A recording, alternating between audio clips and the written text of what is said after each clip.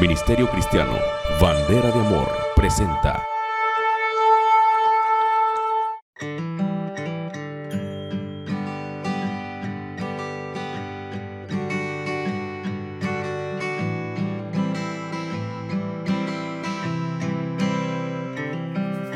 Paz de Cristo, hermanos, en nombre del Ministerio Cristiano Bandera de Amor, amor a Dios y amor al prójimo de la Asamblea Apostólica de la Fe en Cristo Jesús.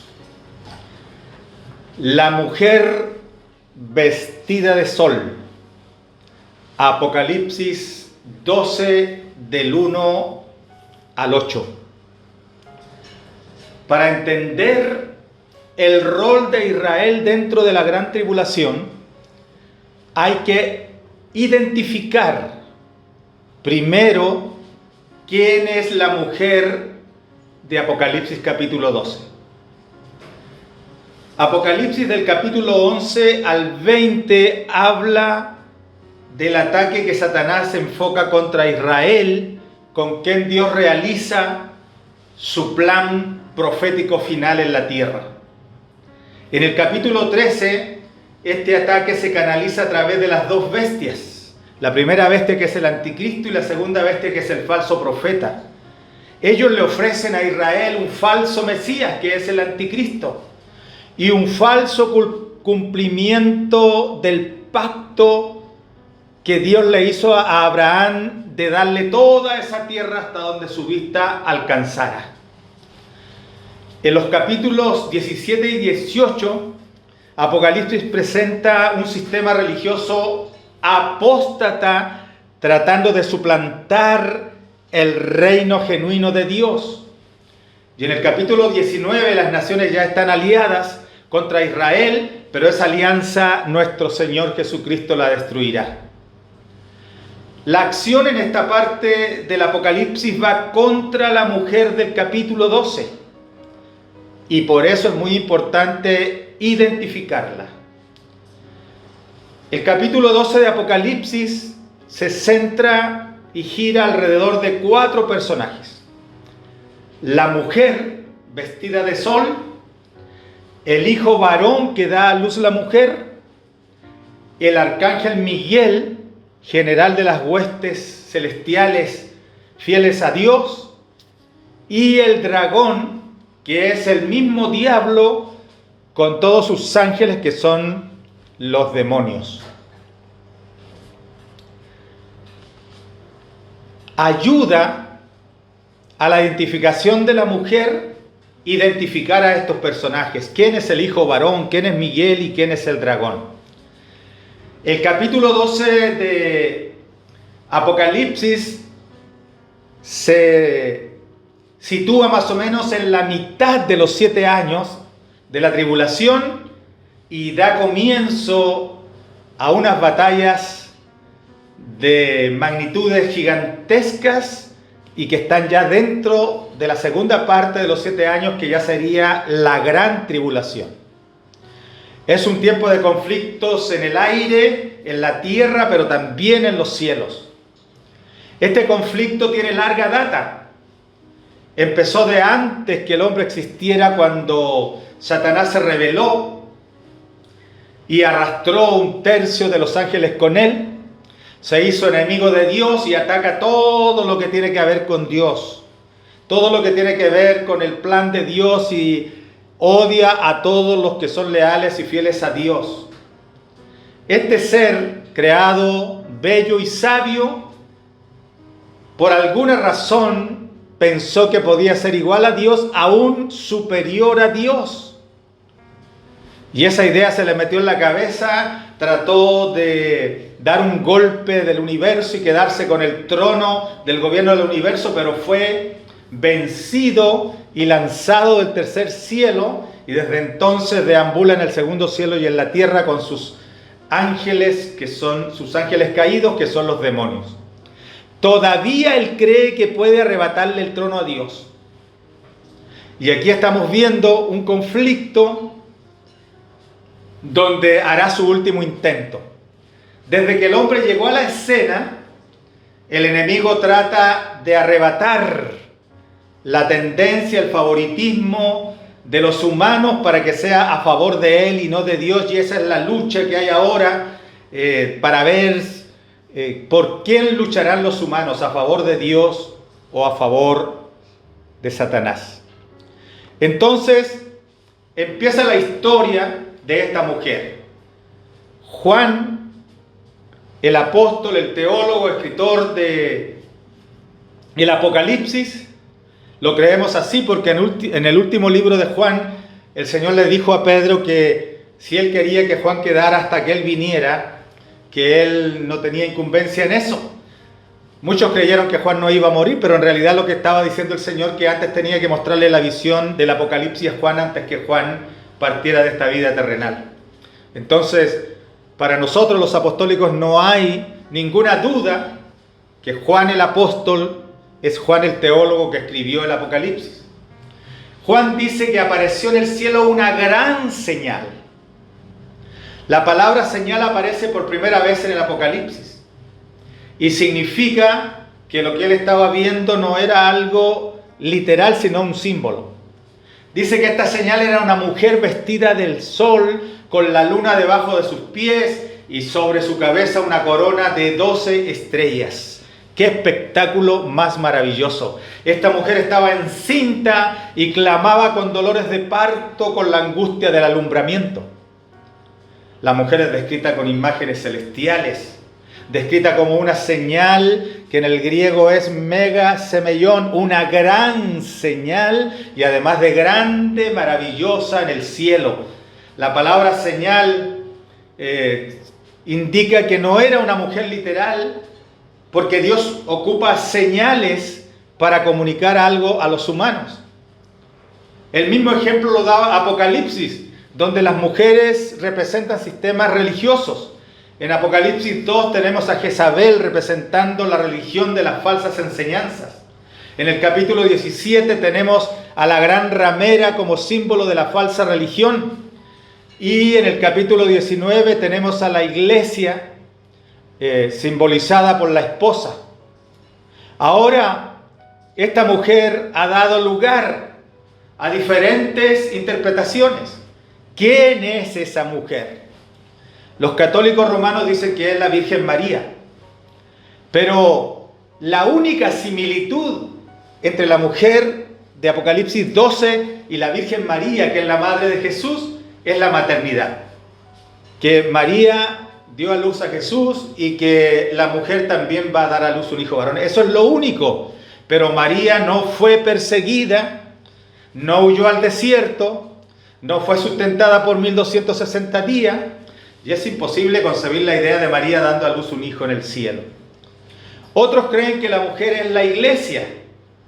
Esto se funda principalmente en la interpretación alegórica del Apocalipsis, pero los símbolos no cuadran desde el punto de vista de los apostólicos. La iglesia, porque la iglesia no produjo a nuestro Señor Jesucristo, es al revés. Nuestro Señor produjo a la iglesia. Él dijo, sobre esta roca edificaré la iglesia. Él edificó la iglesia y no que la iglesia edificó a Cristo. Además, la iglesia desaparece de la escena en el capítulo 4 de Apocalipsis.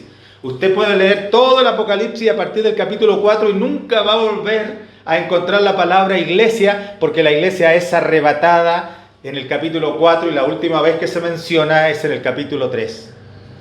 Entonces, del capítulo 4 al 19, la iglesia no está en la escena de los acontecimientos de la gran tribulación acá en la tierra, ni en el cielo. Está dentro del conflicto porque ya está arrebatada, glorificada, ya recibió sus galardones y están con Cristo mirando cómo el Señor ejecuta el desenlace de los tiempos proféticos. Así que no puede ser la mujer de Apocalipsis 2.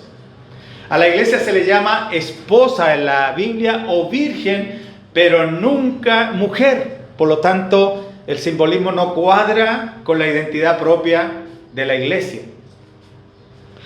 Otros soñadores identifican a la mujer con algún líder, alguna líder de alguna secta en particular. Peor todavía, hay otras que se adjudican y se arrogan para ellas la identidad de la mujer, como Mary Baker Eddy, la líder de la ciencia cristiana, que hizo afirmaciones engreídas, afirmó que la mujer de Apocalipsis 12 la representa a ella. Solo por caprichos imaginarios se podía alguna persona arrogar esta interpretación. Apocalipsis 12 es la prueba crucial para el ordenamiento y delineamiento profético de todo el Apocalipsis. Un error en identificar a la mujer o al niño varón equivocaría todo el resto de la interpretación del libro. La mujer es Israel, que dio a luz al Mesías, porque desde el tiempo de Abraham hasta el tiempo de María, Israel se preparó para dar a luz a un niño varón y bendecir al mundo. José, el patriarca, soñó y contó su sueño a su familia.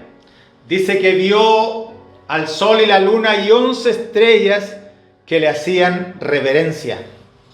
Eso es casi una copia, no exactamente, pero casi una copia de la visión de Juan. El sol, la luna y las estrellas, y ahí la mujer estaría simbolizada por la familia de Jacob, de donde prosiguió la línea para la formación del pueblo de Israel. Esto está en Génesis 37.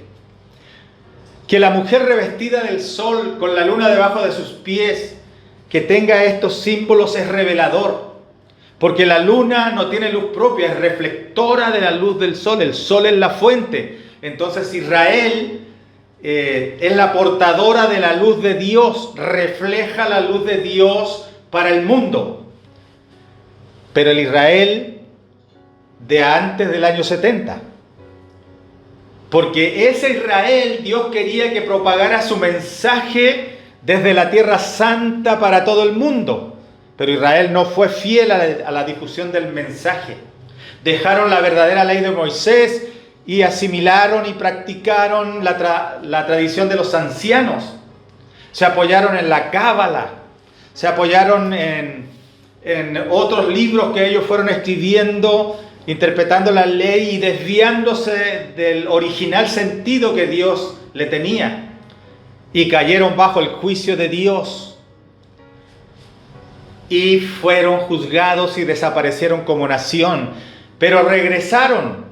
Y en el tiempo de la gran tribulación serán los portadores de la luz de Dios para el mundo, por medio de los 2 testigos, los 2 olivos, los 2 candelabros y los 144,000 sellados, número que simboliza a todo el remanente del pueblo de Israel que permanecerá fiel a Cristo en ese tiempo, en la gran tribulación. La palabra mujer en este capítulo 12 se usa 8 veces, y 8 veces los pronombres ella, le y la en relación a la mujer.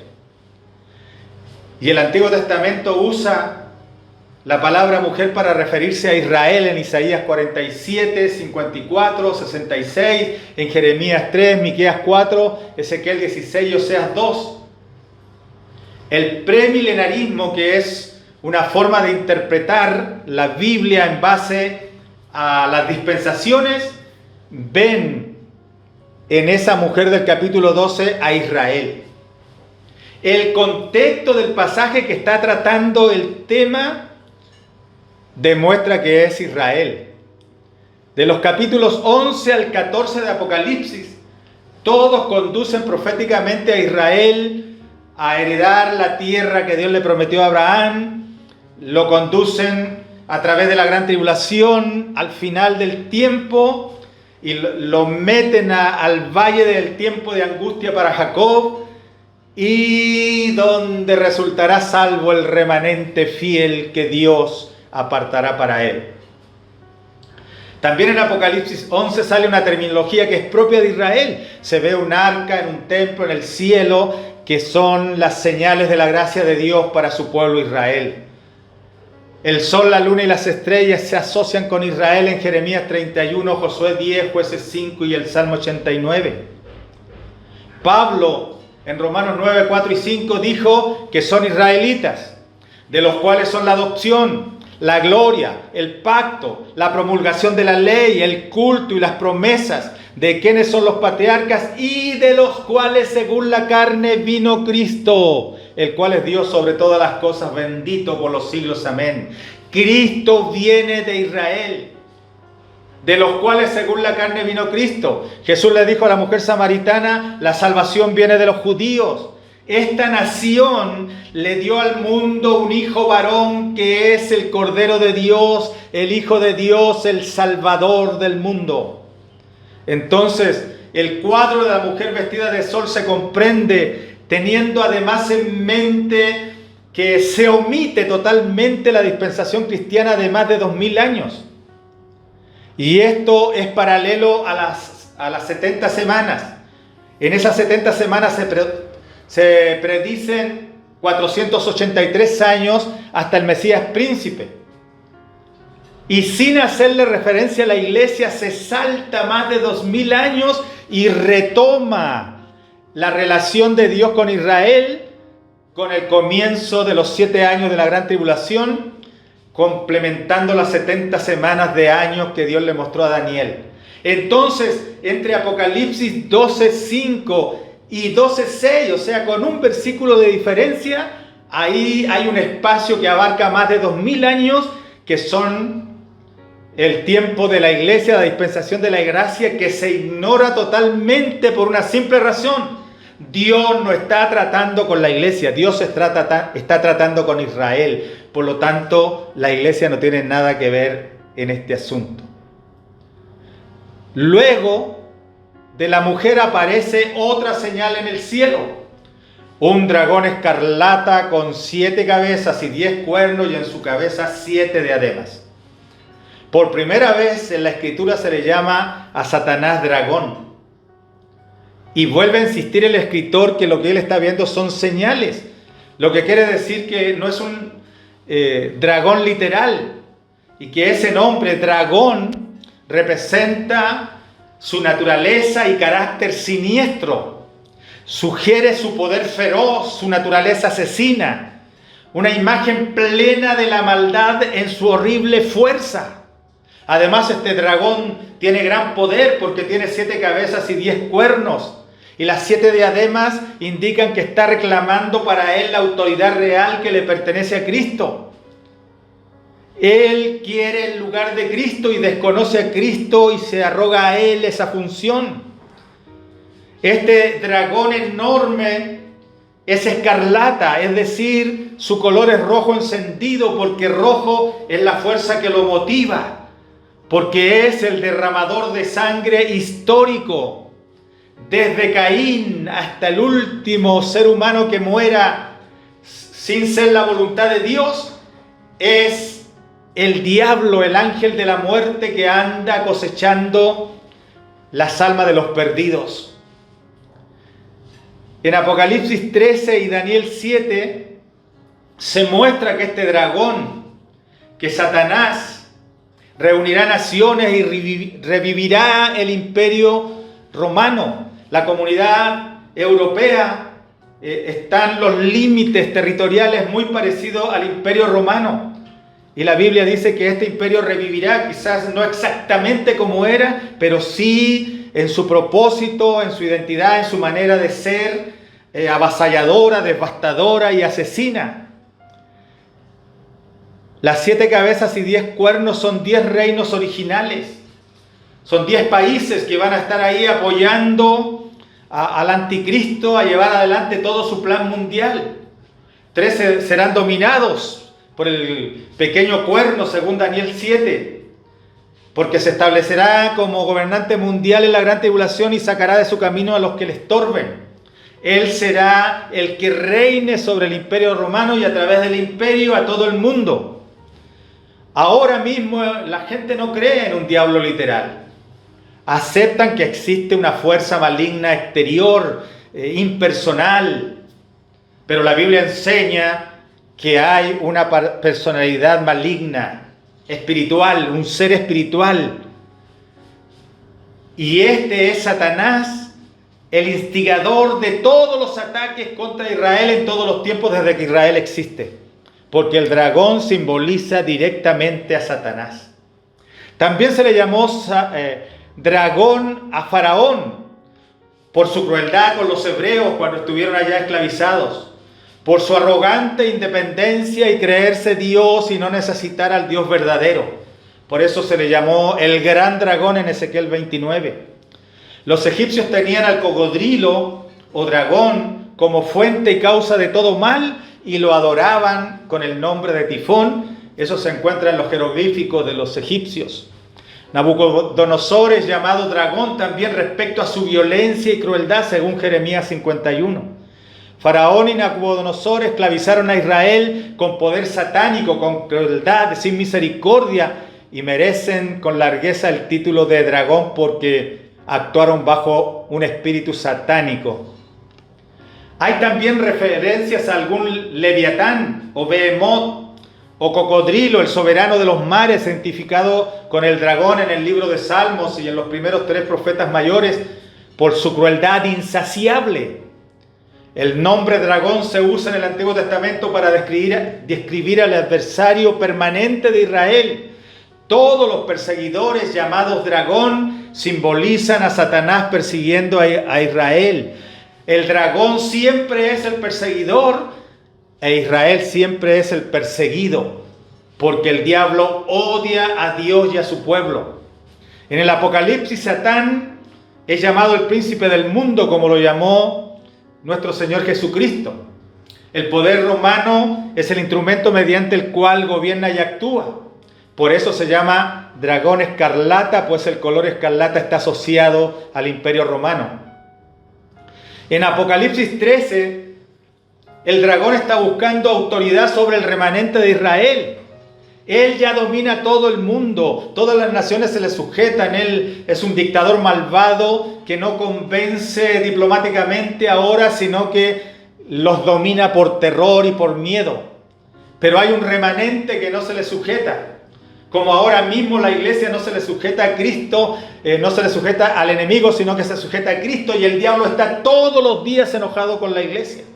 Así también en ese tiempo habrá un remanente de Israel que no se sujete a Satanás, y él quiere el dominio sobre ese remanente que solo le pertenece a nuestro Señor Jesucristo.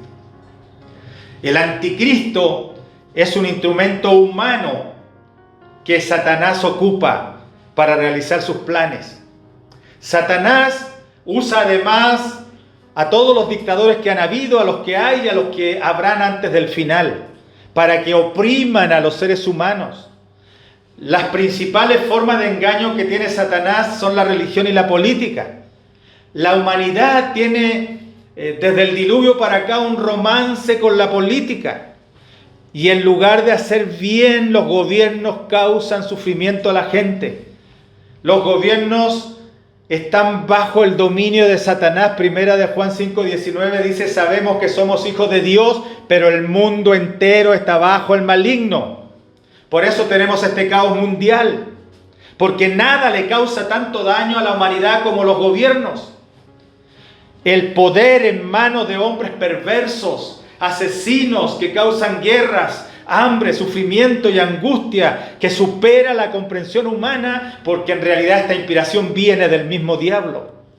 Tanto así que en los últimos 100 años los gobiernos asesinaron, pusieron en prisión y mataron de hambre entre 160 y 180 millones de personas, más que el resto de toda la historia de la humanidad. Y Satanás está detrás de todos estos gobiernos rapaces que no tienen consideración. Y estas prácticas alcanzarán su punto máximo en la gran tribulación, cuando el anticristo, un cruel dictador asesino, con todos sus secuaces que estarán al mando de las naciones, obligarán y someterán al pueblo a fuego y espada. Entonces habrá una mortandad, habrá mucha sangre derramada, porque eso es lo que le gusta al diablo. Por eso es rojo vivo, escarlata, su color favorito. La cola del dragón arrastró la tercera parte de las estrellas del cielo y las arrojó sobre la tierra. Cuando Satanás se rebeló en el cielo, formó un ejército con el tercio que le siguió. Aunque Dios no creó seres malvados, el predicador en Eclesiastés dijo: Dios creó al hombre perfecto. Ellos se buscaron muchos males, sí, se aliaron con Satanás. Él creó una creación para paz y alegría y dominio glorioso, con una libre voluntad, y ahí es donde la creación de Dios puede ejercer esa libre voluntad, ese libre albedrío para bien o para mal. Pero hay ángeles fieles, como Miguel y sus ángeles, y otros que se rebelaron contra Dios, pero hay unos que se mantienen fieles, y esto se refiere a Miguel y sus ángeles. La caída original de Satán está aquí representada en este versículo, en donde arrastra un tercio de los ángeles. Esta expulsión no fue definitiva, fue limitada al segundo cielo, con acceso esporádico de Satanás al trono, donde solo va a acusar a los creyentes. Así que tenemos un enemigo, es el dragón. Él, ahora que la iglesia no ha sido arrebatada, él persigue a la iglesia.